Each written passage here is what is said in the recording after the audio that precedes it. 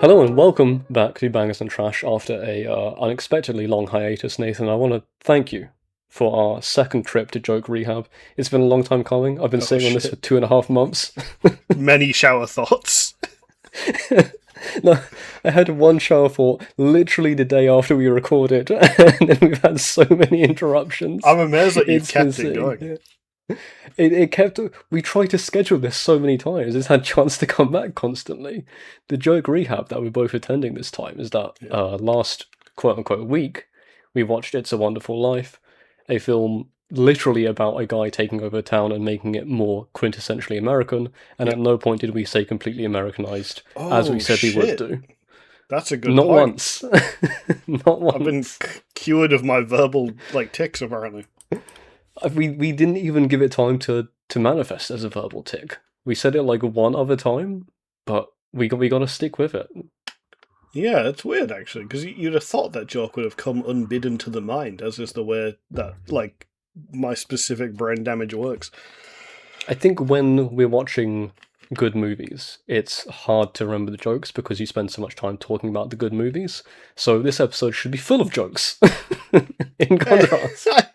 I actually not to spoil it, but I thought the highs and lows here were quite tempered.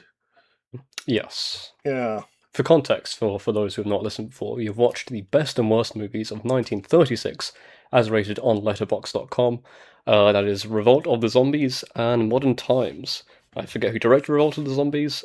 Charlie Chaplin directed, starred in, wrote Modern Times. Before we get into it, I've got a reveal for you, Nathan, because I didn't say this before starting, so we've tried to schedule this episode about 3 or 4 times now. We've had just a lot of scheduling issues. The first 2 times we had planned it, I watched the movies in full. Okay. The third or fourth time, I skimmed them. Reasonable. I wasn't sure this was going to happen, and I was just said, fuck it. So I've got my notes, but it's been about 2 months since I watched these See, movies. I rewatched both this morning, so... Fantastic, because I had such an aggressively bad time with both of them that I refused to watch them again. I didn't have that bad a time with the Chaplin one. I thought it was fine. The zombie one, I admittedly on the rewatch watched it at 2x speed with subtitles. Yes. Yeah. Revolt of the Zombies is this kind of... It's emblematic of all the other old bad movies that we've really watched, where it's just a poorly made pseudo stage play where nothing really happens. There's 1 or 2 funny lines, and then the plot just kind of ends. I do think fuck all happens is the guiding star for pre 1960s horror. It seems obviously I haven't seen many of the good ones because they don't tend to pop up here, but from what I can tell, Revolt of the Zombies, for one, I will give them this because I was thinking this the entire time I was watching it. Do the zombies revolt? Is it just a name? Because I was thinking, is this going to happen? Is it going to happen? And, to their credit, right at the end, spoiler for a shit movie from 1936, the zombies don't revolt.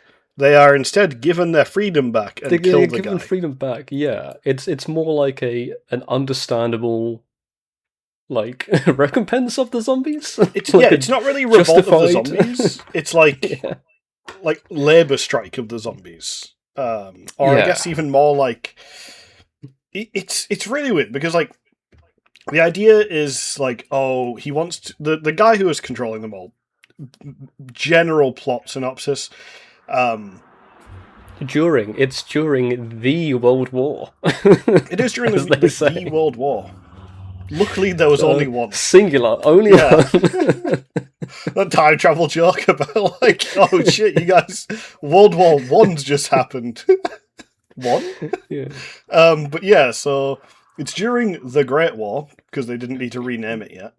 And it opens with a bunch of military heads being like, what's going on? And it's on the, I don't know, somewhere in the East, because that's just how Orientalism works. Yeah, somewhere Asian, quite a lot of yellow face in this movie. Yeah. Not exclusively, but quite a lot. Yeah. Some of the people hired to play characters who are of Asian descent are humans of Asian descent, which is Yeah. impressive. But yeah, so basically some military thing happened and they're all talking about it, and effectively what happened is zombies were used by one side. Zombie in this is closer to the weird sort of understanding of like mind control zombie. I have a So note here, which I forget if it was proper dialogue or just my interpretation. It says zombies equal psychic robots. Did they explicitly call them psychic robots? Because that's cool as fuck yeah, if they early did on say there is that. there's a conversation between the guy who is basically sending this expedition to go find out how to make zombies so they can stop people from making zombies, and a desk worker or like some kind of soldier who's just manning a desk. And the two of them have got a monk, and they're talking about what the monk can do to make zombies. And the guy sat at the desk is like, I don't believe any of this. You can turn people into robots. There we This is are, the yeah. only good character in the movie. Is this guy sat at the desk because all he does is Just laugh saying, at the this is a concept. bunch of bullshit. You're Yeah, talking nonsense. he's Shut also up. like the only guy in the movie who can act. I noticed he like legitimately portrays the character quite well. Hmm. I think that's because they didn't tell him it was a movie. They just told him this shit was real, and he reacted normally. So is he the guy who? Because there's one phrase that has stuck in my mind through the several months of not talking about this movie, is like disregard everybody and ride roughshod over lives to No, get what you want. that's Clifford Gray something. Okay, so the He's movie, for the context, is about just under 70 minutes long. They say this maybe like 8 times. They are yeah constantly saying this phrase, which does make sense, but it's just so long-winded to just say like "be heartless." yeah. Basically, what it is our main character turned antagonist, and our deuteragonist turned victim turned who fucking knows, because these don't really have much of a narrative structure, is part of this expedition that they send over to the country to like find the zombie thing. And in the space of like 10 minutes, this man meets a girl who he thinks is in love with Cliff, who's the guy who says this line. He marries her, so there's a time skip somehow, and then they get divorced. This happens in like 10 Very minutes. quick. Yeah. Yeah. All because she was only marrying him to try and get Cliff's attention, to see if he would get in the way. Anyway, Cliff and the guy who marries her, who is the main character at this point, but I forget his name entirely, and I'm gonna like quickly search I've written it up. down Luke and Duvall as Yes, separate Luke things, is so the he's guy. one of them. Yeah. So Luke is like a bit of a wimpy, classic like guy. He Regardless of the full plot summary, I think here is the big issue, which you're talking about and I've written notes of, that paints the same story. 38 minutes of the like just under 70-minute film to get to the point where zombies are in the film, and yeah. then it is just like, oh, I've managed to mind control somebody, I guess he's a zombie now. The zombies don't do shit. Like, it takes until the last, again, with all these old bad movies, the last 5% of the film where anything happens, and I guess to be fair, there was no health and safety there. There are some pratfalls and some people getting hit by stuff. That looks pretty painful. Kind of entertaining when you consider everyone's already dead, so you don't have to feel bad about the trauma that they suffered from this old bad movie. But, like, fuck me, man. You're writing a science fiction fantasy zombie movie. Why is 40 minutes of it the most boring relationship drama that doesn't even make sense? It is really weird that like the primary plot here is a love triangle. Well, okay, the Takes up main most of plot the should movie. have been a B plot. Yeah. Yeah. Like, or maybe even a C plot. Like, it's the kind of thing that would fill. It would maybe be an interesting episode of a like zombie drama, to be like, oh, these guys did this and they got themselves into a problem. But like, the movie dwells on this like it's the only thing that matters, and admittedly, to the narrative, it is, because everything else is fucking stupid and pointless. But like, effectively, a guy who you have no reason to think he would do this gets the zombie mind control power, makes everyone into zombies so that he can win the girl back. And then when she's like, "Oh, dude, that wasn't very tight of you, actually." Yeah. Um, Turns like I out I don't. don't like you mind controlling my friends and setting them to kill each other. Yeah, and he's like, Like, "Is that there anything I could sucks, do?" actually. like, could I do anything to get you to love me or like to like me? And she's like, yeah, you could fucking get rid of all the zombies. And he's like, all right. And then he just stands up and goes like, I am no longer zombie master. And all the zombies wake up and they come and kill him. And like, Which, to that's be it. fair, justified. Again, If not really a revolt, but like fully on the zombie side here. if I was mind controlled by someone, like had my will completely enslaved and used like if I was used as part of their machinations to like win over some woman, I'd probably be like, can we kill this guy? Maybe Yeah. like due process should have been involved, but like it's probably enough of a crime to say you can get shot for that one. Oh yeah, especially like pre 1940s, right? No one's actually checking this stuff. There's no Yeah, that's true. like Actually, all you need legal is a cop to housing say for that you did it. exactly. I I'm just trying to think about it now because there's something potentially in here, right? Where you've got the Mm-hmm. guy who is trying to win the girl and there's aspirations and he goes down a dark path, but like that should have been the first 20 minutes and he should have gone over the event horizon of like I'm trying to get the girl into suddenly but there's more power and I can get that rather than just like mediocre pussy being the driving factor for all of this movie Like, you could because have also had, like, hubris. So this guy makes all these zombies, right, to try and fill his plan out. And then, and I get this, right, the original idea, maybe he loses control of the zombies, but they stay zombies. And the zombies you mean they revolt? revolt. Yeah. And maybe suddenly this man is in danger. He's put everyone else in, but everyone needs everyone because he's the guy who knows the zombie thing. And it's surviving this little island of zombies that they've made for themselves. And like he's both the cause of the problem and the only solution. So all the tension is there because you can't just kill him.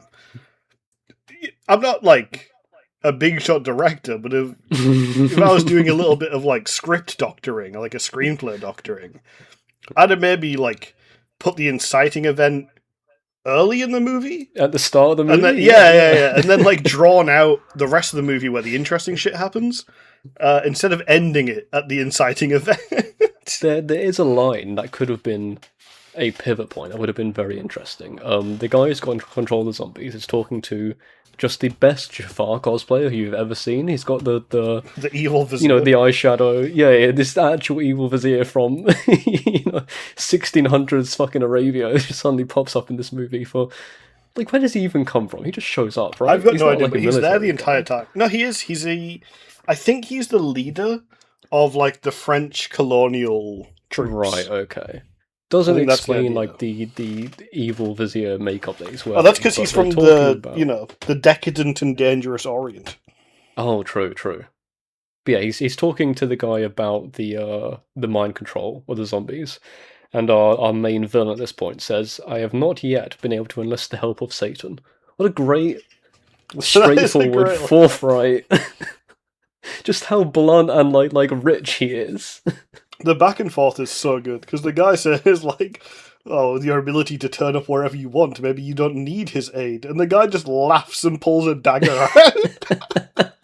Like that dude actually goes crazy. Like that's my favorite character in this terrible movie. He's very fun because he's giving like a fun performance and like it's something to latch onto in the rest of just the most boring white people doing boring white people shit from pre 1940. So the white people shit is also actively evil. It's like fuck me, man. Like it's crazy because Could that this have been character anything is else?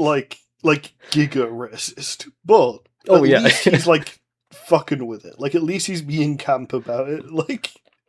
Like it is so horrifically racist to the point that it doesn't feel like yellowface. It feels like drag.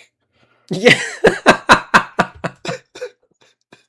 So like my brain is like it's actually like overloaded the racism receptors of my brain, and I've gone like, oh, this is fine. Like this is a really fun camp performance. Like it feels like he's in on it because he's also like very effeminate. Like it's clearly like the evil decadent East by the lens of like the American audience.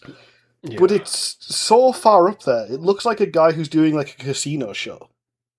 Yeah. Like he has like a dripping voice and everything, and he's carrying his fucking cane like dagger everywhere. It's really weird to look back again at these old movies and I don't know through this lens of like naive racism where they don't They don't even see people of other races as like human, just kind of like vaguely human-shaped amalgams of like character traits that we can exploit. It's really, really weird. It's one Every time it happens. It actually came up quite a lot for my thinking here, right? Because obviously, like zombie, the word, and like Haitian, right? it's Haitian, and like the vague idea of how this employs it is like a racist's view of what it means in like Haitian folklore. This movie is not set in Haiti, right? And Haiti isn't mentioned, so I don't know much about Angkor, like the place that it's set. But like, I don't think they were making like zombies or having the same kind of like religion that they were showing here. No, I mean, I there don't was know no very much real about it. reference for actual religious belief, right? Yeah. They're going for a kind of vaguely Buddhist appearance with a bit of like Mayan temple stuff stuck in there as well. It's got like some Hinduism as well with like they mentioned like Kali and Shiva and stuff briefly. Basically, if you have like any amount of melanin, your culture will be exploited for our film about. Yeah, it's, if you don't believe in Jesus, you must believe in the gigapantheon of like pantheism.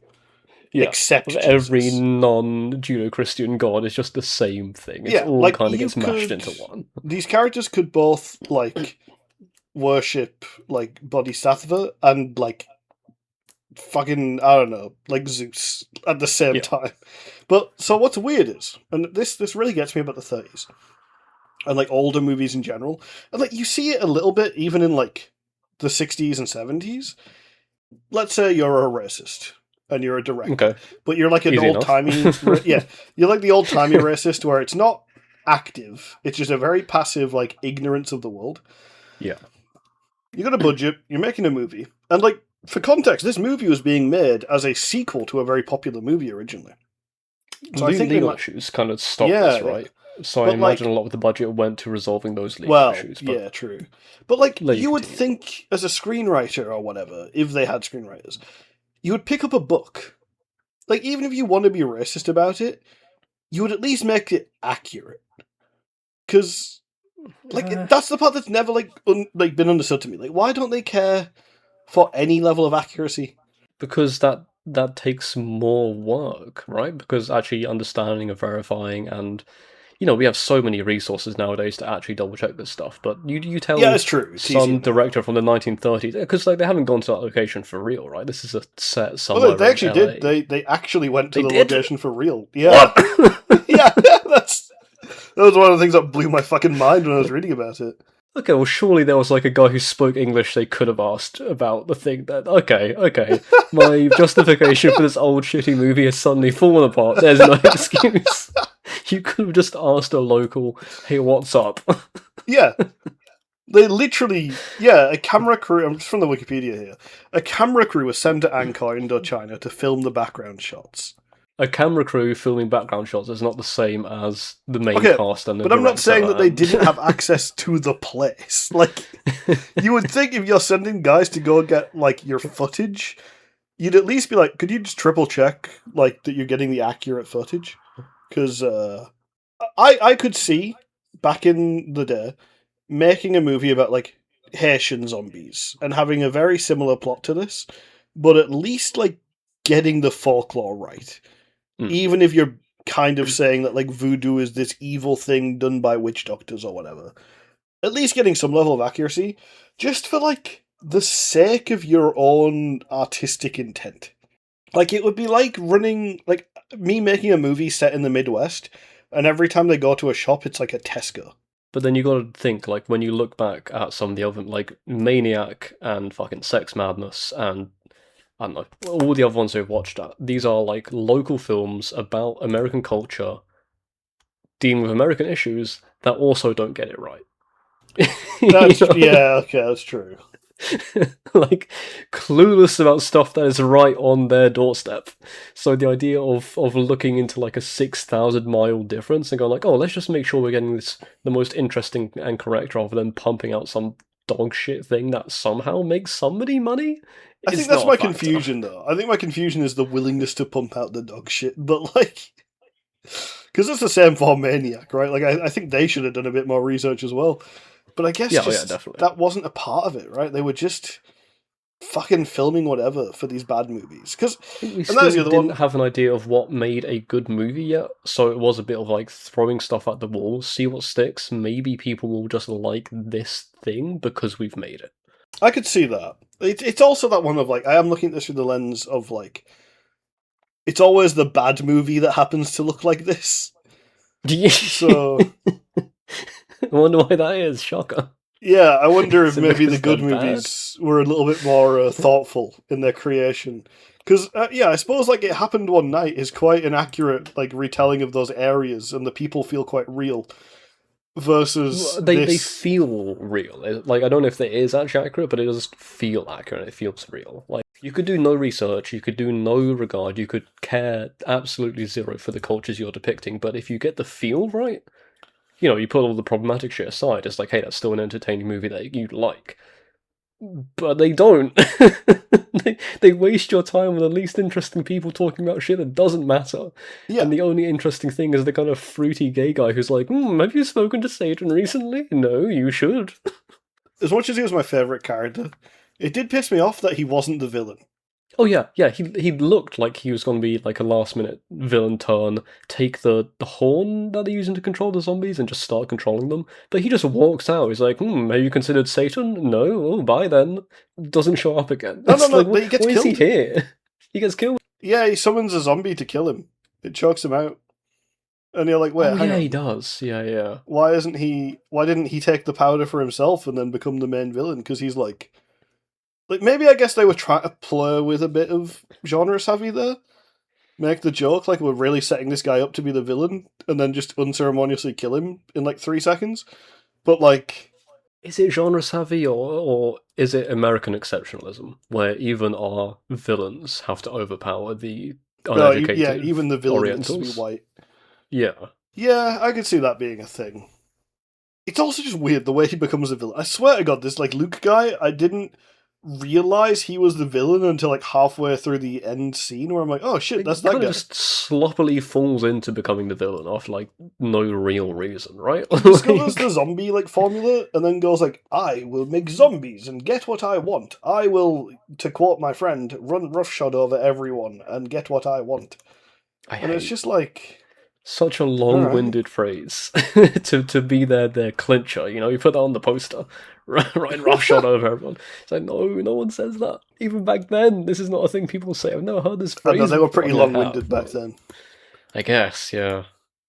But you wouldn't think, considering how quickly they tried to end this movie. You know, the first sign of anything happening is like, shut it off, turn the cameras off, help. Shit, the plot's starting. Film this. Yeah. Yeah, I don't know. Anyway, then, to go back to that lawsuit, because it's the only interesting about this movie. So they, you know, every time he uses his zombie powers and the eyes turn up. Bela Lugosi, yes. Yeah, Bela Lugosi. A cameo from our bad movie of last quote-unquote week, from Scared to Death. I can't believe Dracula was in this. Dracula was in this movie. It's crazy. I'm also going to say it, but everything I've seen of Bela Lugosi, I don't think he was that good an actor. I think the pool was just very small back then. I've seen his Draculas now. I don't think he's very good. Oh, you actually just went out your way and watched the Draculas? I saw some like clips pop up of his acting. Okay. I watched a little like reel of it, and I'm like, this is... Man, people just didn't have good movies to watch back then. You say that, but we watched some good movies from this time. None this week, but... Everyone that we watched, I feel like the story is that like the general audiences hated it when it first came out, and then they realised it was good like 50 years later when all the idiots died. No, Bring Up Baby got good reception. Oh, that's true, yeah. I think I'm just thinking of Ace in the Hole because it's the best one. And like, people hated it when it came out because all it did was hold up a mirror and call you Satan for like an hour and a half. But it was right. It was right, to be fair. It had a good point. The longer it's been since I've watched that movie, the more I think back to it. And like, there's a reason why we didn't put it as high up as some of the others, but like, damn, that was a good movie. I wish I was watching Ace in the Hole instead of any of these other fucking things that we've been watching. That one, like, it's really funny because I do feel like I myself have followed a similar curve to the general reception of it, where like the longer it gets between me watching it and like me The thinking more you about like it, it. yeah, the more I'm like, man, that shit rocked. Actually, every time I see any true crime thing, I get mad. But yeah, so the lawsuit here.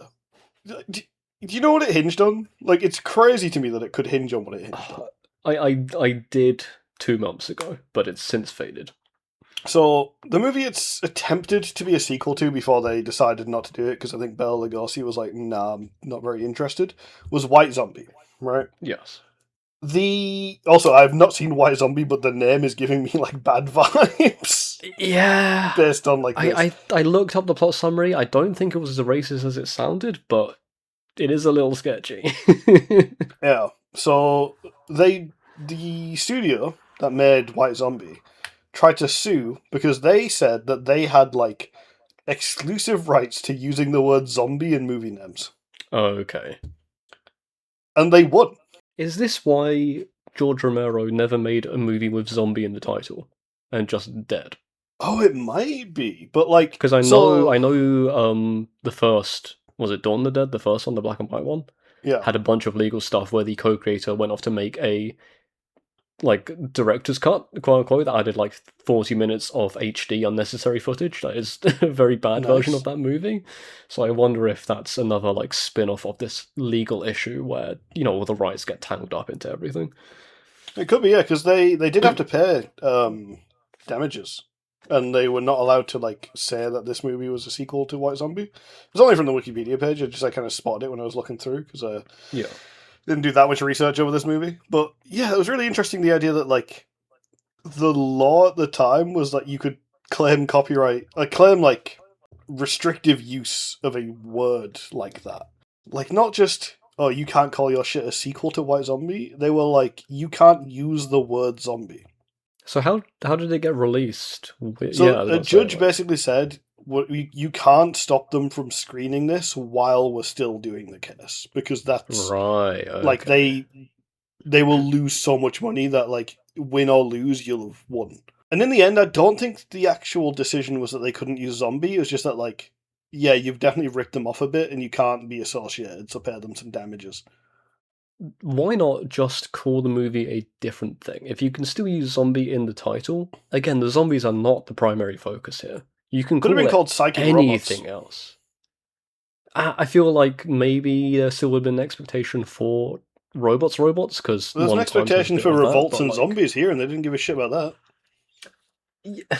okay, fair, but like, you could have named it anything, right? You call it fucking Mr. Magoo's Oriental Adventure, right? Like, there's so many other potential Call names this that you shit could have called fuck this ass thing. love triangle. like that's...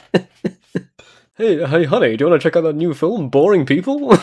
I hear it's a real stinker. If someone made a movie called Boring People, though, I bet it would slap. Like, again, a bad 30s sci-fi fantasy horror where fuck all happens and then a guy gets shot at the end is not worth your time. It wasn't worth my time, and it wasn't worth your time. Yeah, So, especially. Did you watch it multiple times in the end, or was it your I've seen it first twice. time? Okay. I watched it once like 2 weeks ago, and then today at like 2x speed. We weren't planning to schedule 2 weeks. Why'd you watch it 2 weeks ago? We hadn't made any plans. I just hadn't seen it, so I was like, I should probably watch that before like we decide to like schedule. Just had some time and went, you know what, I'll get those movies out of the way. Let me waste my life. I've got some spare time. Let me do something of zero worth. It was literally just, I was like, oh, I've got a chance to get those movies seen, so I don't have to like scramble to watch them. So, Fair enough, yeah. It is crazy to me that in the shadow of the First World War, like 20 years after it ended, they make a fuck ass movie about zombies winning it. Like, the actors in this fought in World War One. Yeah, like, that is I've kind of recently crazy, watched. isn't it? I was watching Peaky Blinders. Pretty good. I enjoyed the first like 3 seasons. Then I realized it was going to go on I've seen the forever and first become The two. Walking Dead. Yeah. First one's really good. Second one's pretty good. Rest in peace, Sam Neill. Yeah, And just then happened. it didn't need to like continue. Also, I didn't Yeah, even realize Sam Neill was playing the constable. Like, yeah. really fucking fell into that role like incredibly well. But yeah, so like, interesting about Peaky Blinders, World War One and World War like One specifically like is a character, Yeah. like They a talk about it a very lot. I remember present. that. Yeah, everything about it is like this is a result of grinding every European into the meat factory because turns out World War One pretty big in the psyche. You get some like fucking American half-ass director making a movie that's like in the shadow of World War One and like doesn't understand any amount of like caution or like reverence for what happened. Like it's crazy. Like it feels so detached Is it crazy? to Because that still is happening. Like, I don't think there's anything recent to refer to, but you look at like the Gulf War and like, invasion of Iraq and everything, like movies got made about that 5 years afterwards. yeah, not in the unexpected sense, but in the like it's so crass. Yeah. Oh Like yeah, crass, definitely. yeah, like it just feels weird to me that like, you could make this and then like sleep at night. Do we know much about the director and the writer? I imagine this could very easily have been like a, draft dodging nepo baby adjacent situation. It's like, I want to get into the movies. I've read myself a script It with was Victor no Halperin, context. Okay. whose name I do know for some reason. I don't know what he's done, Oh, but I've heard his name before. let's do a quick check. Did he dodge the draft? Did he actually kill anyone in 3 writers for this movie? What an embarrassing thing to say. They don't seem like Yeah, notable people, the writers or director. So no, I'm not really seeing any big connection here. yeah, this is just like their therapy, right? Their trauma of World War One is like let's just go make a bunch of movies about it and exploit the people who probably fought in the conflict. Yeah, it has that very like, I mean, very 30s America, like detached from the rest of the world vibe of like, that's a tragedy we can lean in on. Yeah, Like, fuck it, that happened to some other guys, and then they just get to like play with it. So you have all this. It's just a really weird view of the world. I guess the more I see these like really shit movies from back then, the more I wonder like how common this mindset was for just nowhere else matters. Like I it's just feel it everything exists for our vibe. had to be pretty common. Like I think we know this about each other. We don't talk to a lot of like quote unquote regular people. We're pretty insular, pretty like internet stable of friends there. We've got our own opinions and thoughts and stuff that we kind of find people who are like-minded. I had to go to a work thing recently, like a night out afterwards, talking to some very normal people. I want to say about 75% of that time was spent with them berating refugees and making racist jokes about the World Cup. Like, this is still Mm. what people are like. It's not changed for like quite a while. These are not people my age, they were older than me, but like this stuff is a pretty standard operating procedure for a lot of people. Yeah, it is fucked. I guess. Yeah, I The mean, dude's talking to me about fucking one of the Ukrainian guys in work complaining about how much money he's getting from the government. I'm like, his house got fucking exploded, man. Like, he can't go home. What do you want yeah, from yeah. him? Like he's getting money from the government because like he would be killed otherwise. And also, not even that much. Like, not even that much. It never is. No. They get upset at very weird things. Very strange, but very normal, right? I think this is actually just a very standard thing that a lot of people think and feel, and this is the kind of art that they make, which I think speaks for itself. It is tragic. Like it's such a strange mind you to just be like the rest of the world is like it's the world's a stage except where I live. Yeah, Like I'm the audience. and also I hate all of the actors because they exist. I guess Yeah, no I don't real care if the good. actors get shot. It's just Yeah, like every one of these movies really leans in on a vibe. Like it's just everything exists for my entertainment or for my like education. Like I get to learn about the world through the lens of like what part of it matters to me.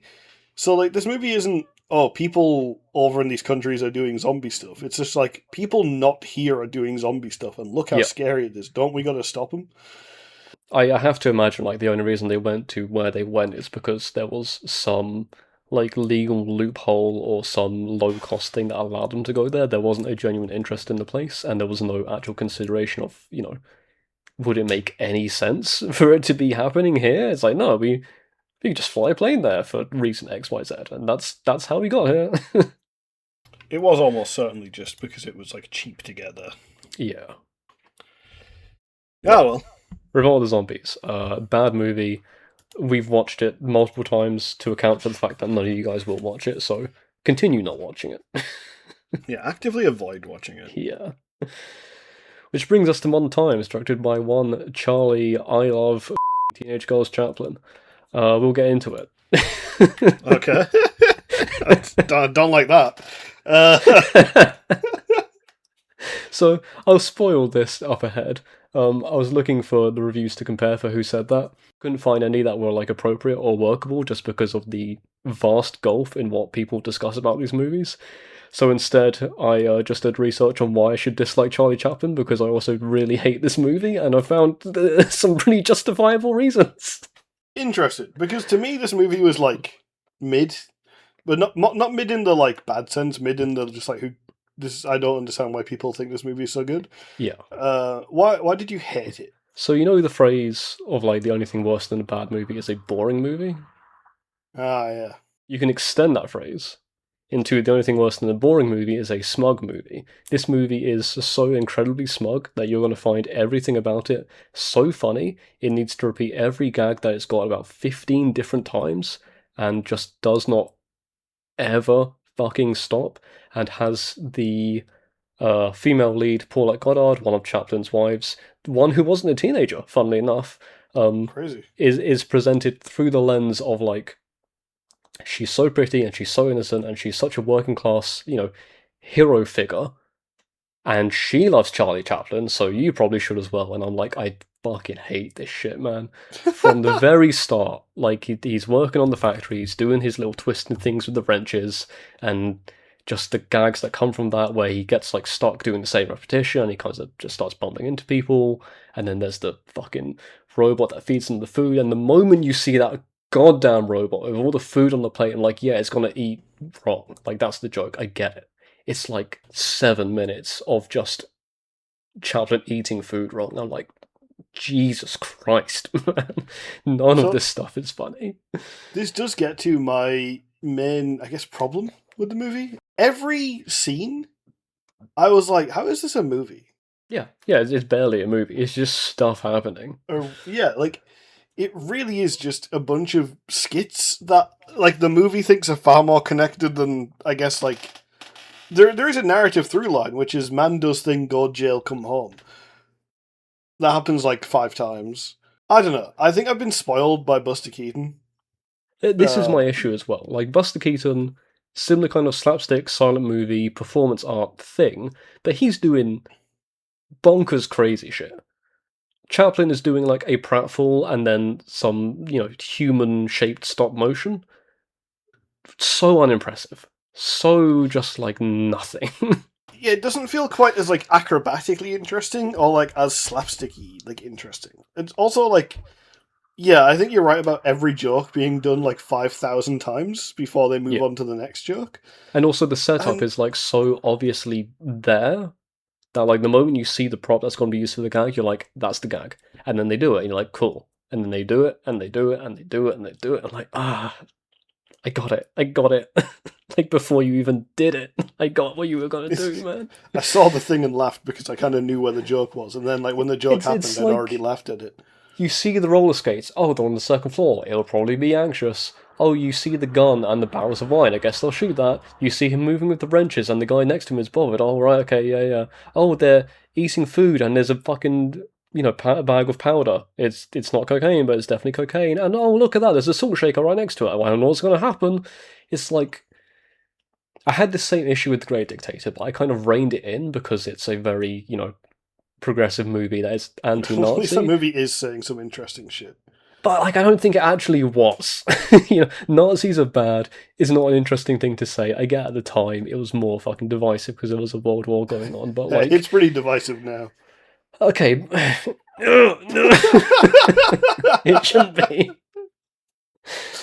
But just there's nothing to latch onto, and it feels so long. And every time I see Chaplin's dumb slapstick fool or his dumb slapstick walk or his like his weirdly fat ass, I'm just like, I want you to get off the fucking screen. Like, why are you still here?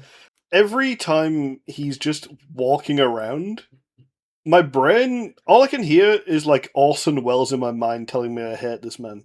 Yeah, the Chaplin disease. Yeah.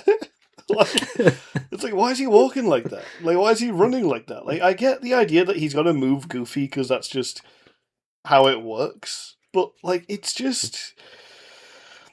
I think it's, like, the movie is summed up as being quite trite. Like, Yeah. it has one very, like, early Reddit makes you think kind of moment, which is... The fucking opening scroll is a bunch of sheep going into like a paddock, and then it like transitions into a bunch of people walking to work. Yeah. And that's it. That's like, oh shit, Charlie. Like, you really hit the nail on the head there. Animals in crowds really do look like sheep. There was one other bit that I thought was interesting in the context of Revolt of the Zombies as well. Which again, we're in the shadow of World War One. We've got a bunch of, working men have just been killed in a horrific conflict. We've got the rise of technological advancement as a result of the war. And you've got the feeding robot and you've got the zombies. And there is something in this period of time about the fear of automation and worker replacement, which, as we look at 2026, a bunch of AI stuff is happening, people losing their jobs for no reason. You've got people doing good work who are getting fired for like no good reason when you look at the game industry and film industry and stuff. It's like, oh, okay, those same concerns from 90 years ago were still here, still looking at the same stuff that makes us panic. It's like evil robots are going to take our means, right? That's an interesting way to look at it. But I wish it wasn't held under the gag of like, can this robot feed Charlie Chaplin a banana? No! That's crazy. Can it feed him a sandwich? No! Whoa! What if it tries to feed him a pancake? I'm like, fuck off. Yeah, no, I get this though, like, because there is an interesting point where the movie basically outright says, I think it's wrong for this, but it's an interesting like view that being in prison is better than being out during the Great Depression, because at least they feed you and like you don't have to pay for anything. But like, that's it. That's the only point I feel like the movie is like, look how bad everything is. It doesn't feel like it knows where to point the finger. And it's really funny because he did get a lot of flack for this movie again for being like a little commie. Yeah. But like, it doesn't feel communist. It doesn't feel very like lefty. It feels very like early Tumblr progressivism. That to me is it's a scene where you have like a bunch of idiots, like in the not to just target them like this, a bunch of well-meaning morons who know that these other people know the world is bad and that there are solutions, but can't really think about it very well, and so they just parrot them. And then they parrot them, and then the message gets like degraded a little bit, and as they parrot them, and it just becomes like this sludge of like idiot generated, like vaguely progressive sounding like aphorisms. And like it annoys me because I agree with what they agree with. They just are saying it wrong and they're idiots. But like, this movie has that very similar vibe to me where it's like, it doesn't feel like Chaplin knows what he wants to say, but he does know that strikes are good and factories are bad. Yeah, and I think this goes back to, again, it's The Great Dictator, when like the way he portrayed Nazism and the Holocaust, you look up why he did it that way, and he's like, oh yeah, I didn't do my research, I didn't know they were doing death camps at the time of the Holocaust. It feels like the same thing here, where he just kind of thinks for a few seconds, is like, I don't like working. These other people also don't like working. And that kind of stops right there, So what if I do a funny thing because of that? in a much better movie, the automation stuff would be causing a lot more of the slapstick, and it would be putting people out of work to frame whatever he's going to be doing. But like, I think in a better version of this movie, like the machinery would be getting like sabotaged by the pratfalls and the slapstick, right? Like things Hmm. would be happening to progress like the actual ideal of like kind of what the strikes are for and all this other stuff, and like instead it's just like a backdrop for Chaplin to waddle around. Like it doesn't feel like it cares. Like, if you wanted to portray the automation and that stuff as a thing to be concerned about, you need to have any point where the average working man is shown to be, competent or kind or compassionate or, something to like worth regarding in any way. The only person, I guess, people who get like the grace of the movie looking at them and saying, "Oh, you might be a decent person," is Chaplin and the female lead. Like everyone else is just a bumbling idiot who can barely hold themselves together, is violent and aggressive and hateful, can barely do their jobs, should probably be replaced by these machines when you look at the way the movie shows them, because no one's competent, no one can do anything. Everyone's a lazy idiot, apart from the hardworking, good-hearted Charlie Chaplin, who is also the writer, director, star, lead profit person from this movie. Like, so self-affirming in what it's trying to portray. It doesn't feel like a movie that's talking about progressive artists. It feels like a movie talking about Charlie Chaplin wanking himself off. Part of it is that. Maybe not framed that way by him. But like this is the last movie he made with this character. And he was trying to do like a big like send off and callback to all of his like big skits with this character. Right, so repeat the So jokes even more. Great, yeah, love yeah. it. Fuck Oh you, yeah, you a old lot of fucking these jokes dead aren't even prick. original to this. But I can see the like why it would end up being bad in that way because of that. Right? Like if the guy's trying to do this as a big send up for his character he made, it's naturally, if you're not cautious, gonna end up being bad in all of those ways. Like you said, it's early Tumblr. This is just his OC. This is his very special OC in the It the is. the working man No, it's the alternate little tramp. That's what the universe. character's called. I know it is, but it's just funny to think of it as like, you've got probably filmmakers of the time making landmark movies about workers' rights and like labor strikes and that kind of stuff, and then you've got the AU version of that where it's Charlie Chaplin's OC tramp bumbling around just doing nothing. Well, I did see actually. So funny enough, when you mentioned like better writers and better authors doing things about that, they did get sued for their familiarity to a French movie. Oh, okay. Yeah, that So makes sense. it's very possible that like, I mean, the creator of that movie, she did basically say to Chaplin like, I don't think they should have sued you for my movie. Hmm. Like she was really upset about it, but at the same time, who knows, right? I don't think he made this as a ripoff. I think like this was just a thing that was pretty obvious in the mind of a lot of people around that time, because of course it was. But Yeah. like, I much more strongly see your criticisms of The Great Dictator Hmm. now that I'm watching another movie that also just doesn't go far enough with any of its criticisms. Yeah. Right. Like that's the biggest issue. Is there's so much to potentially say here, even in the framework of a bumbling slapstick comedy. Say it or make it like just the skits. Like Buster Keaton 1 week, we've only watched that one movie of his, but I've heard the others are similar. It's just skits. There's very little to actually say, but it's also 27 minutes long. You It's got know? a lot to say. Building a house is hard. Yeah. It's a movie about how hard it is to build a house. You know what? I reckon he nailed it. But yeah, no, like it like jokes aside, which is a description of this movie. They like it just feels like it didn't know what to do. And maybe again, like it's just for the time, maybe he was a bit hamstrung. Maybe he couldn't make a full communist movie.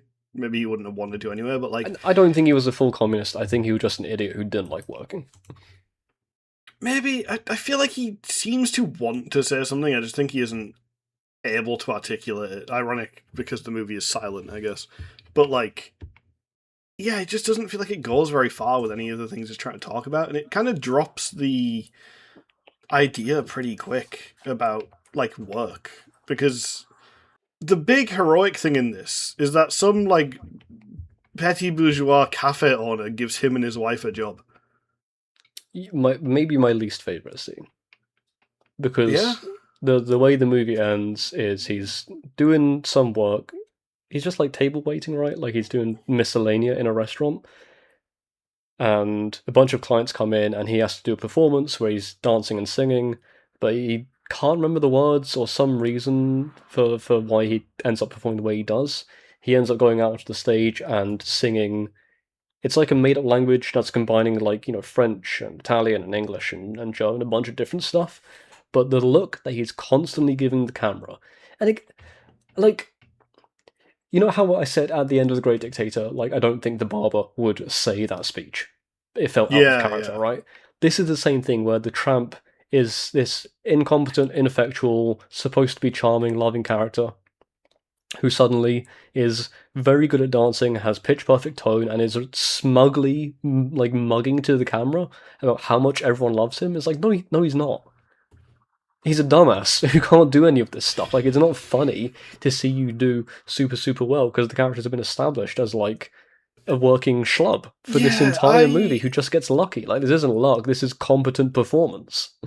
I did get that feeling. Like it feels like he wanted to do like a little send off for his character. Be like, look how much everyone loves this guy. Look, doesn't he entertain everyone by being a goofy entertainer? But it's like, okay, I'm gonna give you the credit that you're making like a like meta textual acknowledgement of like all of the joy the audiences have been given by this guy and how much you love the fact that they have that.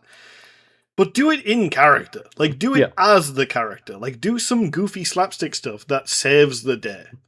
Like, go out there, forget your lines, like, have the fucking chandelier fall on you, walk back, trip over some shit.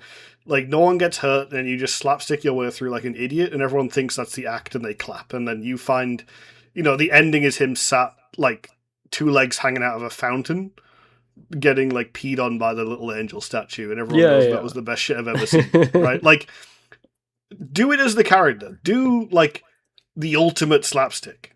Don't suddenly put like transition to doing like a song. Like it's very weird. It feels like when Chaplin wants to take the spotlight, he takes the spotlight as himself rather than as the character. And I already Yeah. dislike the guy, and in retrospect, I dislike him even more.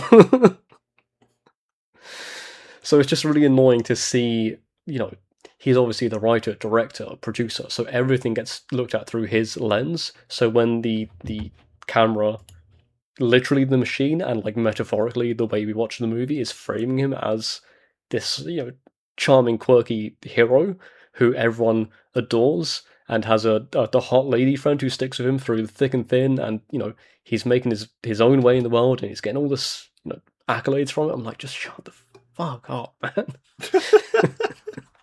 It is quite self-aggrandizing. I don't have just as much vitriol for it as you do, but I definitely have like a lack of interest in it. Yeah, Like yeah. it's just a movie where nothing mattered at all. I don't think this is going to be a vitriol movie for every person. Maybe I'm unique in this, but like, it is permanently tarnished. Whenever you're on to another Chaplin, I'm going to go in with the most sour of moods because I think they're all going to be like this to some extent. And so like this thing, right? Let's think about the Buster Keaton comparison, because Keaton, for one, seemed like he could play like a straight man a bit better as well, but also like was willing to die, I guess would be the way I describe Keaton. And like was setting things up in very interesting ways, and like was doing like very like genuinely acrobatic stuff. So I see Keaton and I'm like, oh, this is like the circus. I see Chaplin and this is jingling keys. And I have a lot of respect for the circus, and I don't have that much respect for the jingling keys. You only laugh at like Chaplin that much if a guy doing a funny waddle actually sets you going. yeah, yeah, yeah. Like the constant funny yeah. waddling, it's exposure therapy to something that you want to enjoy, Right? It's the opposite of what exposure therapy is there for. It's like every time I see this moron walking like a toddler, I just want to grab my screen and throw it out the window. Yeah. Like, I legitimately think, like, if you find that funny, you will find Jingling Keys, like, really entertaining. Yeah. Because it's just nothing. Like, it's man walk funny. And it isn't, like, yeah, I gotta give them the credit. The Ministry of Silly Walks, the joke isn't just they're walking silly. Yeah, no. The Like, joke is that that it's lands. set up in his establishment and they're all in suits and Yeah. they look very nice. Like, if Chaplin only walked funny after he got bonked on the head, I wouldn't find it funny, but I'd be like, oh, that makes sense. But he walks funny permanently. It's like, this Yeah. isn't a gag anymore. This is just annoying. It's just just what taking the more character does. time. Yeah. Well, again, Buster Keaton comparison. The bit, he's in the factory and there's all the gears and Chaplin's stop motion moving through the gears, just placing himself in there. He's like getting out, coming back in, and then, it's stop motion, right? Very rudimentary stuff. Buster Keaton would have insisted on actually making the machine. And if it fucking trapped him and turned him into human paste, so be it. Right? He had a line about that in one of the interviews I watched where he's like, if we gotta fake it, we might as well not do it. Yeah. And it's just and that's my thinking as well, right? Like, man travelling through reasonably shaped machine is not funny. Why are you not just doing it? Hire someone who can make it, like, safe so it won't crunch you. It's the fashion of the time. Put a fucking dog through it first to see if it, like, pulps them, and if it does, don't do it. There's anything you could have done here. They can steal 3 billion capuchins from wherever they're endemic to. So just, like, send the monkeys through the grinder until it's safe for Chaplin. He ain't that much bigger than one anyway. Just fill the gears with monkey paste, so when it tries to pull him in, it's just got a squishy pillow that doesn't actually let him get sucked in. He's like what? He's like 1 foot taller than a capuchin. He's probably chilling. He's 5'5", so I'm actually taller than him, which is fucking embarrassing, you dumb old dead bitch. I realised he was like, I was gonna say that tall. Like he has the vibe of a man who's like 5'0". Because he's got a huge fat ass and he's got a constant like hunch, and he never actually stands like someone who is proud of himself, which is contrary to every depiction of himself on screen, because he is nothing but pride in himself. Like, he's so there's a very like Wellian criticism of a person. Like that. Like, at some point, I'm sure at some point I'll read off that particular bit of the Orson Welles interview. I like Orson Welles' movies, so I won't read the rest of that interview because he says some stuff that shouldn't be talked about. It's a little objectionable. Yeah. I think we'll go beyond a little bit. Once you start bringing out the calipers, we need to, like, really... Orson, you can't talk about that. Because, all in all, I mean, like, my view of this movie, it's... Yeah, like, I think maybe it being a talkie would have helped, because he intended for it to be one, and I think that would have filled up a lot more of the time, because, like, it feels like a movie where he had a runtime first, and then had to, like, film to fill. Which is why all the jokes just get repeated, and again, they're not funny individually. The only time I laughed was when they fell out of the police car and then the policeman starts waking up, and then he like rubs his head and then bonks him with the baton. And that's only funny because I love when cops get hurt. Yeah. Like, I don't... like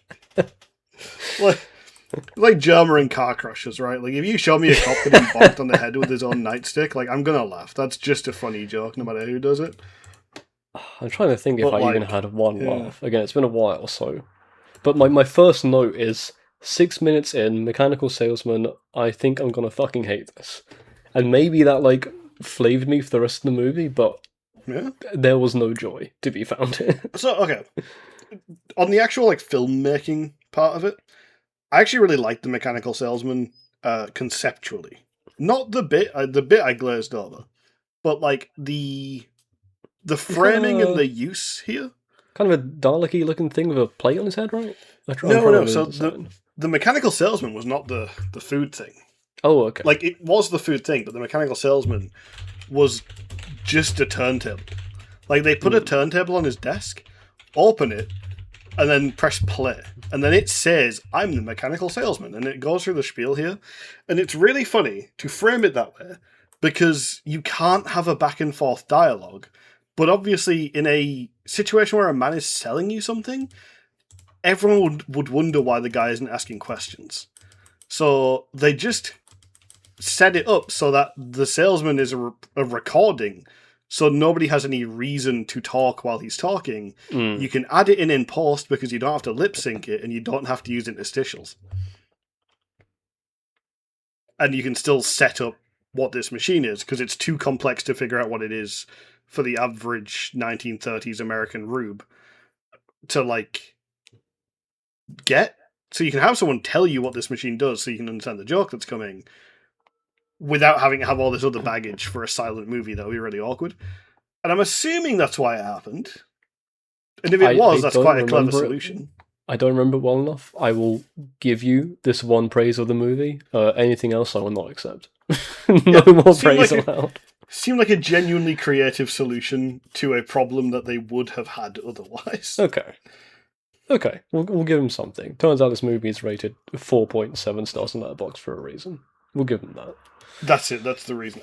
Why is it rated that high? I don't know, because I look at reviews and everyone is just talking about how funny it is and about how charming Chaplin is. Every reason that I don't like this movie, people love this movie, and I don't get it. Is it possible that seeing a man succeed makes you feel weak? No, because It's a Wonderful Life is... I love it. Literally, the last good movie that we watched, I'm like, hell yes, Jimmy Stewart. To be fair, that movie went crazy because that movie goes fucking bonkers. The lead actor actually had a lot of charisma. Yeah. I think he still had a thing about young girls, but like, hey, at least he pulled it off. They all did back then, I think. They all did. A lot of them do now. Let's talk about that. Because we had not doing Who Said That this week. Couldn't find reviews that would fit, so... Instead of Who Said That, we have our new replacement bit, Chaplins and Nuns. Yes, so I did a little Googling, because I knew Chaplin was a controversial figure. I knew he went into exile for a bit. I knew there's a whole bunch of reasons. He left the US and he got accused of being a commie, so he couldn't come back in, and issues in Switzerland, and a whole bunch of stuff happened. I didn't know he lived in exile. It's kind of crazy. I thought this was going to be like, oh, he was noncing too much and he got banned from the country. I would have. They wouldn't kick you out for that. No, this is the unfortunate thing. That's the problem. They'd have actually been like, "Oh, that's fine." They'd probably tell me to do it more.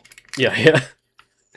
I typed into Google Charlie Chaplin controversy, hoping to just scour any reason to not like this guy, and the first result provided me with all the context I needed.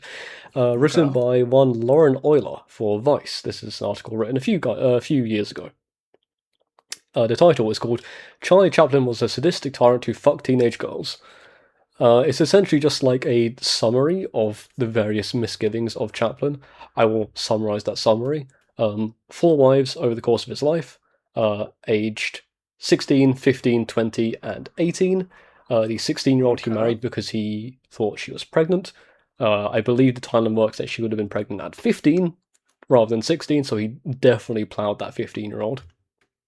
Don't like that. At his youngest, he was 35. At his oldest, he was 54.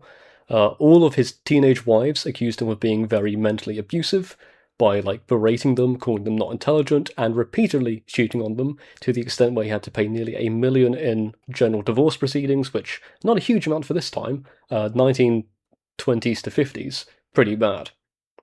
So, you're telling me, that a 50-year-old man, could marry an 18-year-old, and that could be a red flag.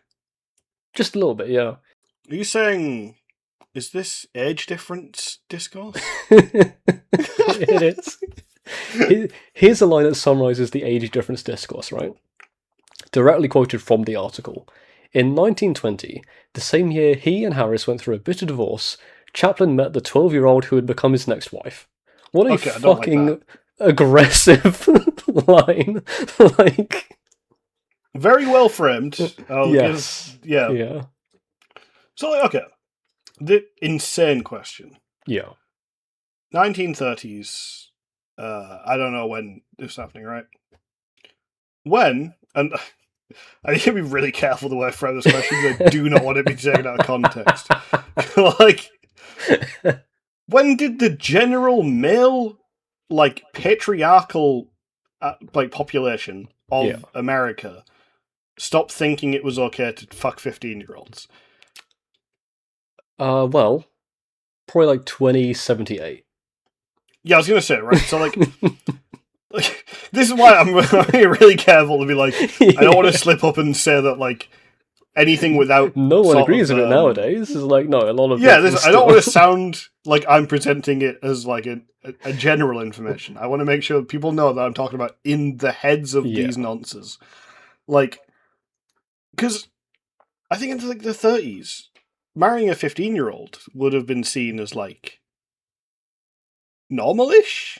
So, like, I'm not entirely sure. From what I had read at the time, there was some, like, controversy about it. Not the kind of controversy you Okay, get nowadays, right, where that guy would get shot in the head. you'd go to prison Yeah, for but, like, committing I a think there was a crime. No, you wouldn't go to general. prison.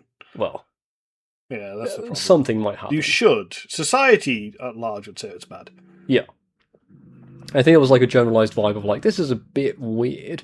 But, you know, it was in the 1930s. Like, even in the social context, 40-year-old, 15-year-old, you should understand that, like, this is a world apart. Like, there's nothing Yeah. to be done here. Yeah, you don't need society's lack of approval to realize that you're doing something fucking weird. Yeah.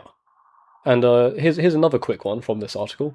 Marlon Brando had a biography where he recounted working on a film with the son from Chaplin's second wife, Sydney. Okay. And Chaplin comes to the set and essentially starts berating and humiliating his son, just saying all manner of like nasty shit. To which the wife says he treats all of his children this way, and because of this and other undiscussed experiences, Marlon Brando, who, let it also be said, not a great bloke, had some of his own issues. Not going to go into it this time. But he said Chaplin was probably the most sadistic man I'd ever met.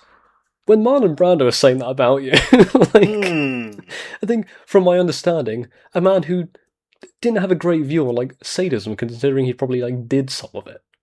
When he's calling you out, you really ought to be concerned about your character.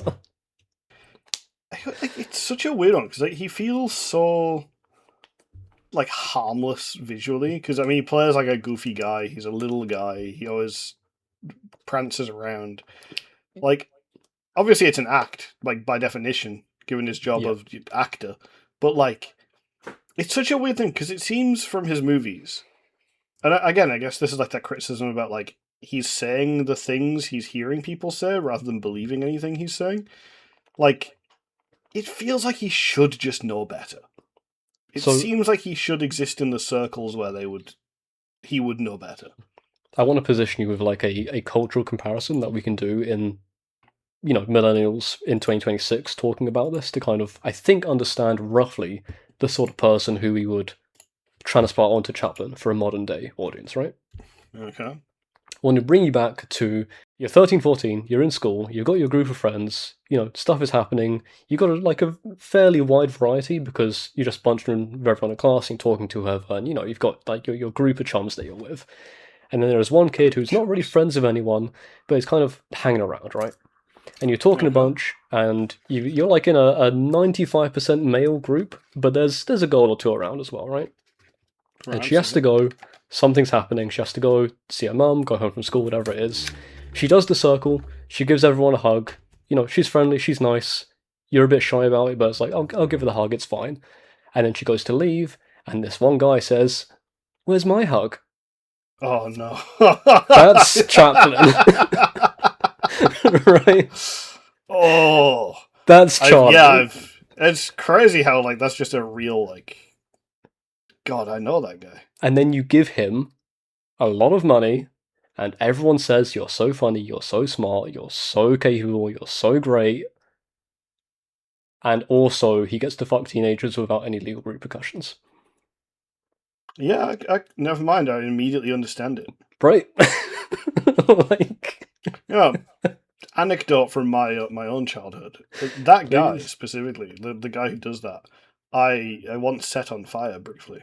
Oh hell yeah! The guy I knew for that, he'd ingratiated himself into our little group, and by ingratiate I mean just kind of orbited us until we stopped telling him to fuck off all the time. Yeah, nice. We're like 16, and so like he hugs me, and he makes a joke about how like usually I push him off when he does You're this. not a big hugger. I'll hug like people like genuinely sentimentally, like.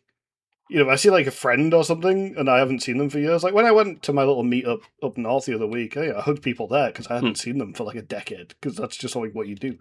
Like, big fan of hugs, not a big hugger. But anyway, this guy hugs me, right? And he makes a joke I normally push him off, and I'm just kind of stood there silently. I just had a lighter held to the back of his coat for the entire duration of the hug. And he like didn't notice, and it was only noticed when someone pulled him off and went like, "Dude, you didn't notice? Like, why didn't you think some shit was up?" An accidental story of like, oh, you know, a Bunsen burner in class. So I accidentally caught his sleeve. No. Not I was intentionally trying to give him second-degree burns. Not trying. I did. I burnt a hole right through his really expensive coat. Oh Jesus! Really funny, but yeah, didn't feel bad because I mean it's that guy, right? It's Chaplin. Yeah, it's just a weird one. Like I just broadly, I mean a lot of people, but a lot of men specifically, should not be given like any amount of power or authority because their brains are just not wired for it. And I'm sure, you know, you look at his history, his upbringing, his parents, I'm sure there's all these manner of reasons for, like, this is what happened to him, this is the hardships he had, this is the reason XYZ. I get it. Trauma affects everybody. You can still really fucking dislike someone who's had a bad life. You know? It's also that one, this happens, I listen to the Chilluminati podcast. And they ironically do a bit of true crime now and then, but they try not to do it in the Ace in the Hallway. And they mention a lot of the time with serial killers, they have, you know, like brain injuries and stuff, or they'll have like a head injury and formative years, or they'll be abused. And they're very quick to point out that not everyone who gets abused turns into a serial killer. Yeah. It's the Chaplin thing, right? Not everyone, if he was abused as a kid, if he did have like a head injury as a kid, not everyone who does becomes this like horrible little petty tyrant who fucks teenagers. Many of them just become like people with depression. You can be a good person with a bad background.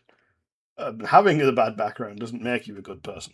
Yeah. And I wonder, like, what was Chaplin's upbringing? I think he was like a relatively poor working class, had some conflict, wanted to be an actor, parents wanted him to, like, you know, actually work because they needed the money and stuff. I think it's a very, like, typical story of... He did grow up as apparently, like, the most quintessential Victorian, like, child I've ever seen. Right, yeah. It's like Wikipedia. Like, alcoholic father, mentally ill mother. Yeah, there you extreme are, right? poverty. So, young, artsy child wants to delve into creative space, and the working class parents want him to make money for the family, right? It's a story that's been repeated a million times over, but not all of them are child fuckers. So really, like, no real excuse there. Yeah, I didn't know he was English. Did you know? No, I just thought he was American. That explains why he's so evil. We're not a country that should ever have power. Yeah. I've met British people. I don't think they are either, to be fair. When you look at it. That's true. Maybe, like, just people generally shouldn't be given like ascension over everyone else. You think? You think you're onto something with that? I think maybe like this massive power disparity we provide people by fame and fortune can cause issues sometimes. But like, if everyone had the same amount of power, there's not enough to go around. So what are you gonna do? I don't like that line.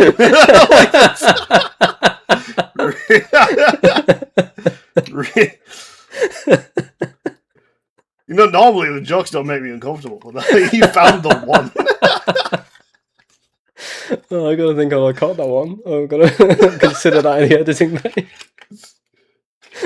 When I'm the litmus test for like, is that too far? And I'm like, I think that one might have been too far. We'll do a well-placed bleep rather than a full cut. No people extrapolate. Yeah. Felt like my fucking spine crawl. Like this.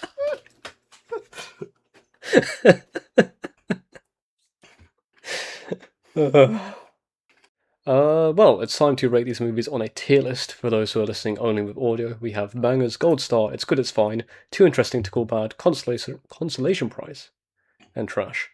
Revolt of the And Zombies. Nazi garbage, but we tend not to mention that one unless Yeah, it needs to be. yeah. I'm not going to bring it up unless it needs to be raw because, like, It could be brought up here. no, It's not going to be, but it could be. just a bit of yellow face. It's not enough to get down there. I mean, it might be down here. Are you just racist? like you said, right? This is the kind of like innocent, ambient, just stupid racist. I didn't say like innocent. Not innocent. Not naive. Ignorant. Naive. Right? Ignorant. Naive yeah. racism is definitely a good one. Yeah. It's not the kind of racist where it's like we need to cull all of these people. It didn't actually hurt anyone, did it? Like, it didn't do any crimes, didn't kill any animals. If that's the bar that we have, like, if to get into trash you have to be actively detrimental to someone's health, and then I wouldn't put it in trash. I think we said Sex Madness was the cutoff for, like, this is the harmful stuff. Everything before it is really bad, but not actively harmful. Like the Titanic trash. movie, yeah. Yeah, okay. If the Titanic movie gets to be in trash, it's in trash. So, between Scared to Death and Lost Continent, I had more fun talking about. I think it's below Lost Continent. I think it's worse than both of those. Yeah. Yeah. Wait, hang on. Where's the other Lost Continent? Down here, King Dinosaur. Oh, it's because it hurt someone. Yeah, I remember. Yeah, killed the animals. Yes, yeah. Okay. Yeah, they've thrown that's fine. I was just thinking, like, my brain was thinking, like, Lost Continent and King Dinosaur were the same movie, so how are they not next to each other? They are functionally and I realised that the one same. was just with animal abuse. Yeah. The other one killed a lot of stop motion little gribblies, but that's acceptable. It also had the fucking, like, KGB Triceratops. Oh, yeah. Classic. I love that one. I love that guy. The modern Triceratops. times. Modern times. I think, like, genuinely... Okay, hold on. Here's my hyperbolic take, right? Mm-hmm. You're gonna trash? Yeah, okay, I see. No, good joke. But, like, I don't think it's actually that much of a joke. Like, I might put it, like, just above the Titanic movie, but I still think this is very low. So, framing-wise, I think it's too interesting to call bad. But I think that's because we mentioned we wanted to rename Too Interesting to Call Bad, because it's a problematic name. Because Or Death is not Too Interesting to Call Bad. But it is at least slightly more than epic movie. Santa and the Ice Cream Bunny is definitely too interesting to call bad. Yeah. That tier where it's above consolation prize and like below it's fine is like they're not always interesting, but they do often belong in that tier. What if we just call it like we'll call it peculiarities? I think we're hung on this idea of it having to be about if they're interesting or not. I think we got to just get rid of that part and say, like, these movies are not good. Like, I don't know what to call it. But, like... We'll think about that off screen. We'll decide a name for it. Like, because my brain just wants to write mid. Like, it's just, like, there's nothing to them. They're just... But it belies, like, the issue with Santa Bunny, which is, like, I love talking about that movie. Yes, yeah. Yeah, the history of it is very interesting. Like, the Pirate Cove connection is cool as hell. Like, I could get going right now. But anyway... I think, we need to decide this chapter movie. Honestly, consolation prize me. Put it above Super Babies. I don't feel comfortable putting it above Super Babies. You think like, it's not above Super Babies? I had more fun watching Super Babies. Like, I think there's more to say about communism. Hold on. I gotta, like, actually try and give it a fair shake now, because in my head, I'm genuinely, like, below Epic Movie, above Killers from Space.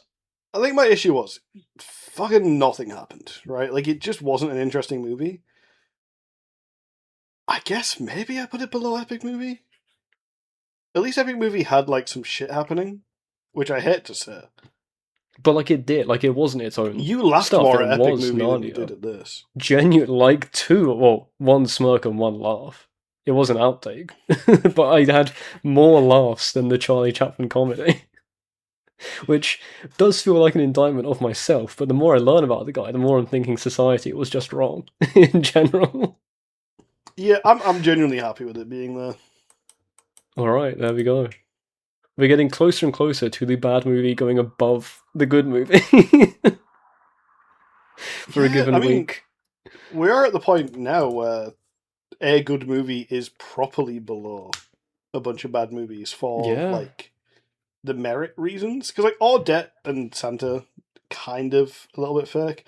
I guess Blackenstein has been pretty high up. But Blackenstein was a good time. I would watch Blackenstein again. It was actually pretty decent.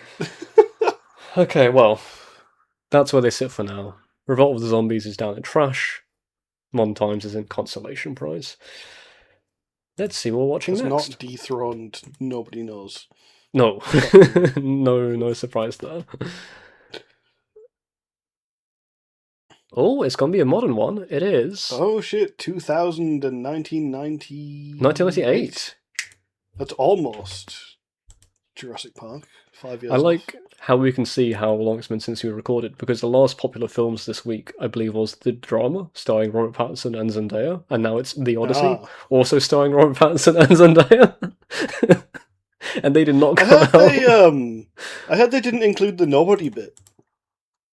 Yeah, no, they didn't. Why not? But I hear it's pretty good. The best part of the Odyssey. I think because it's a 3-hour-long movie and he's already cut a bunch of stuff to try and make it. You would have to cut quite a lot to get the Odyssey down to 3 hours. I'll give him that one.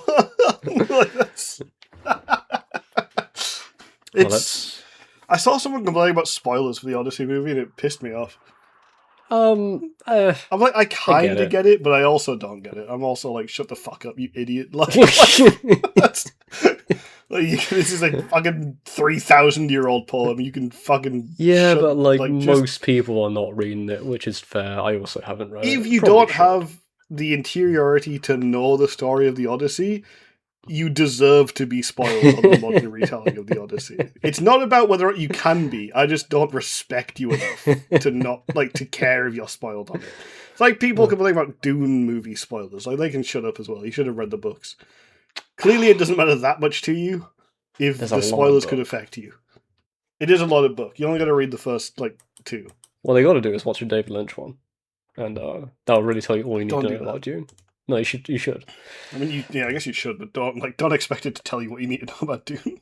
Well, most popular of 1998 is The Truman Show, which we may not be watching.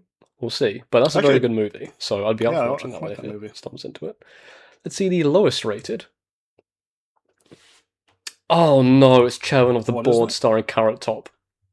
What, do you know about this movie? I know about the Norm Macdonald movie, because the Norm Macdonald joke where he says, what about Chairman of the BORED? And highest rated. Dude, why is he that funny? Portishead, So Eternity and a Day. Chairman of the Board, work sucks.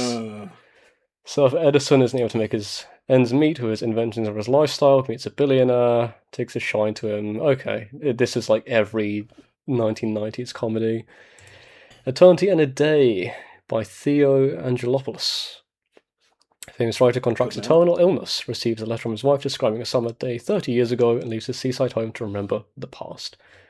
Run times are 95 minutes and 133 minutes. Okay, I get the feeling that these are very much going to be one of those opposites times, because the older movies, it's usually just some shit people still like now and some slop. The newer movies, it actually gets to be 2 real movies. Yeah. And I can't wait to watch the terrible one. But the good one sounds like it might be legitimately good. I briefly scroll down on Chairman of the Board, and if we see our first review, is literally the joke I was referring to. If it's got a Carrot Top in it, you know a good name for it is Box Office Poison. And then when you scroll down, I bet the board is spelled BORED.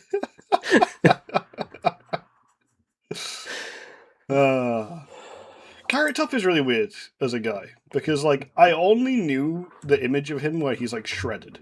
Yes, yeah. Early I've not seen 2000s, right? Yeah. Well, I didn't know he was a guy. Yeah, he's a very bad comedian in the mold of all of those 1990s comedians. I think I've only ever seen him in like a Family Guy side skit. Yes, quite a lot of those. Yeah, in my head. Yeah, because I'm pretty sure they're aware that he's not funny. Yeah, I thought he was like a made-up character. No, he's unfortunately real, and you'll have exposure to him very soon. Is he still alive? I think so, yeah. Pretty sure he is. Yep. I'm gonna hate this man. Born 1965. I feel like he could have very easily gone to the right-wing anti-woke stuff. Hmm. He was on Kill Tony, which is me as like not good. Is he somebody who wants to be like Seth Rogen? I don't know enough about him to say that. Yeah, he was on Space Ghost Coast to Coast. He was also in Sharknado and a Pauly Shore movie and 2 Kill Tony specials, and Kill Tony is a big old cheddar. What is Kill Tony? Right wing, but he's gay, so he's not that right wing. So he says comedian calls up audience members to berate them for the way they look and act. Kind of comedy. Right. Just not a good pitch. About like conservatives say this a lot, and not even just like the giga racist ones, but like just the normally racist conservatives. Yeah. I'm not going to allow there to be non-racist conservatives, but like I've heard this mantra from them before, where like comedy is always aimed at someone. Oh yeah, that was that who said that? They all say it. Doug Walker said a lot. Oh, okay, Doug Walker. Okay, well, Doug Walker is actually a dumbass. Like, but like, I've never felt more deeply painful secondhand embarrassment. And like, okay, so one of the big things about like the kind of like autism I got, like I can't watch like Peep Show.